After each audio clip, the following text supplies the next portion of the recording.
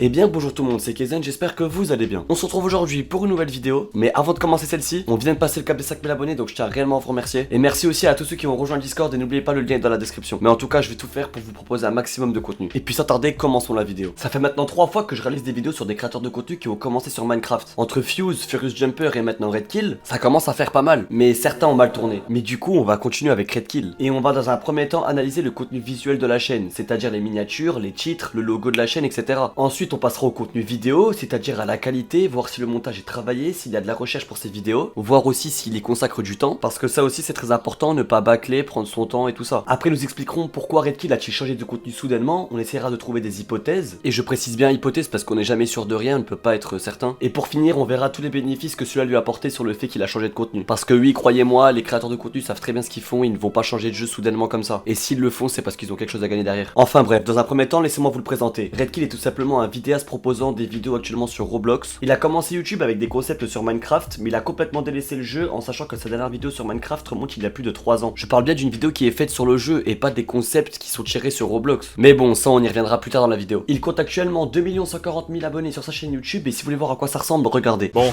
aujourd'hui je suis extrêmement fier de vous présenter un nouveau super-héros. Et il s'appelle Toutiman. Et là vous allez me dire, mais Redkill, c'est un super-héros. Quel est son super-pouvoir? Eh bien les amis, figurez-vous que son super-pouvoir, c'est le caca. Voilà, c'est tout. Oui, vous avez bien entendu. Le caca. Et comme vous le savez, un grand pouvoir implique de grandes responsabilités. Donc, à nous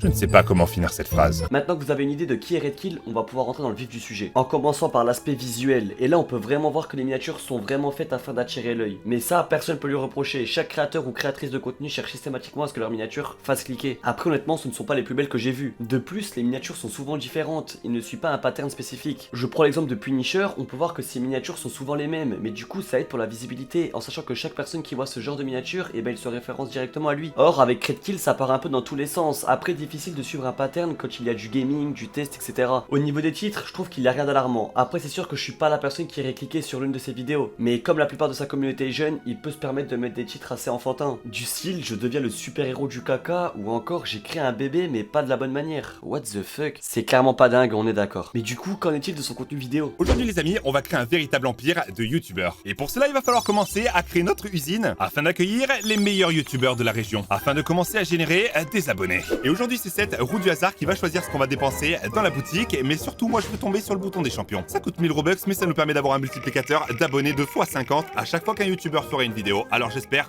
Ah, on vient de le passer. Il y a pas mal de choses à dire, en commençant par le montage. Alors oui, il y en a, mais c'est vraiment le strict minimum. En soi, à part des zones progressives ou des gros plans sur sa tête, il n'y a pas grand chose. Parce que là, je vous ai montré qu'un extrait de la vidéo, mais c'est comme ça tout le long. En plus de ça, il a de la chance de faire des vidéos sur du gaming. Mais du coup, quand tu joues, etc., le gameplay en général, il peut te proposer des idées pour le montage. Mais là, honnêtement, on retrouve rien de tout ça. S'il pourrait réussir à dynamiser son montage, la vidéo serait plus agréable à regarder. Mais comme je l'ai dit, la plupart des personnes qui regardent ces vidéos sont jeunes. Et croyez-moi, quand on est enfant et qu'on clique sur la vidéo parce qu'on a vu une miniature alléchante avec un titre qui donne envie, en aucun cas on va faire attention à la qualité du montage. Et ça, lui-même le sait. Mais du coup, on en arrive toujours à la même conclusion. Pourquoi se casser la tête à proposer un truc plus compliqué à réaliser alors qu'on peut se contenter du minimum et ça peut passer sans aucun problème? Que ça soit lui ou quelqu'un qui est dans le même cas, je n'arrive pas à comprendre pourquoi ils essaient pas de se renouveler. Ils préfèrent proposer un contenu qui est revu et revu, en plus de ça, pas travaillé. Enfin bon, revenons à la vidéo. J'aimerais aussi qu'on aborde le sujet de la recherche. Et là, comme d'habitude, beaucoup de choses à dire. Retenez quelque chose d'important, c'est qu'actuellement, Redkill, c'est 2 vidéos par jour. C'est complètement colossal. Mais du coup, quand on associe recherche et 2 vidéos par jour, ben ça colle pas. Comment réussir à trouver des concepts innovants, etc. alors que tu sors 2 vidéos par jour? C'est impossible. Je pense juste qu'il trouve ces vidéos tout simplement en lançant Roblox et il regarde lequel serveur serait un bon sujet. Mais à part ça, je doute que Redkill se pose 5 minutes afin de réfléchir à un concept. Mais comme je dis tout le temps, c'est dommage parce que ces créateurs ont un réel potentiel. Croyez-moi, ils connaissent les algorithmes YouTube mieux que personne. Il suffit de voir cette chaîne qu'il avait créée, qui s'appelle Red Défi, elle comporte 255 000 abonnés, mais là c'était que du contenu on va dire troll. Si je fais un 6 avec un dé, la vidéo s'arrête et je dois le faire en IRL bien évidemment. Bah écoutez les amis, ça tombe super bien car je connais une astuce qui vous permet de faire des 6 à coup sûr. Donc je vais vous montrer ça, c'est pas compliqué. Pardon. C'est pas compliqué, ce que vous faites, c'est que vous positionnez le 6 comme ça, c'est sans tricher, hein, vous allez voir. Vous positionnez le 6 comme ça, vous l'enfermez dans votre poing et vous n'avez plus qu'à souffler dessus. Très proche de la bouche, hein, c'est très important.